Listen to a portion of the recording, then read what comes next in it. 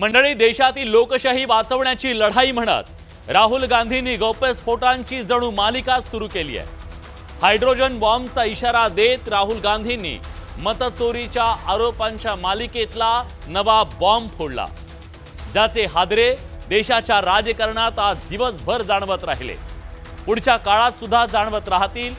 राहुल गांधींनी सत्ताधारी भाजपनं किंवा सत्तेतल्या कोणाचंही नाव न घेता थेट हल्ला चढवला, तो देशाचे मुख्य निवडणूक आयुक्त ज्ञानेश कुमार यांच्यावर। आरोप केला की देशाचे मुख्य निवडणूक आयुक्त ज्ञानेश कुमार मतचोरांना पाठीशी घालतायत।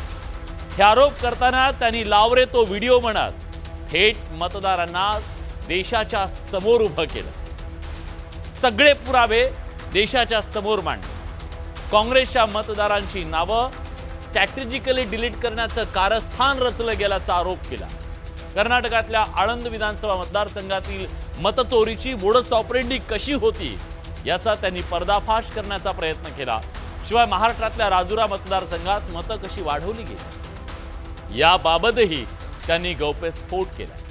पण राहुल गांधींच्या स्फोटातली हवा काढण्यासाठी निवडणूक आयोग यावेळी अतिशय तत्परतेने पुढे आला। कोणत्याही सामान्य नागरिकाचं मत ऑनलाईन हटवता येत नाही हे ठासून सांगितलं। पण त्याच वेळी 2023 मध्ये आळंद विधानसभा मतदारसंघात मतदारांची नावं हटवण्याचे अयशस्वी प्रयत्न झाले होते। या प्रकरणाची चौकशी करण्यासाठी निवडणूक आयोगानं स्वतः FIR नोंदवला, हे सुद्धा स्पष्ट करण्यात आलं। निवडणूक आयोगाच्या नंतर सत्ताधारी भाजपचं बॉम्बरोधक पथक मैदानात उतरलं। राहुल गांधींना मतं मिळत नाहीयेत, आपण काय करू शकतो? ते विरोधी पक्षाचे नेते आहेत, देशातल्या मतदारांचा अवमान करतायत। जनता त्यांना पुन्हा एकदा योग्य उत्तर देईल, त्यांचे सगळे बॉम्ब निकामी केले जातील असं भाजपकडून सांगण्यात आलं। तर मुख्यमंत्री देवेंद्र फडणवीस यांनी राहुल गांधी सिरियल लायर आहेत असा बोचरा वार केला।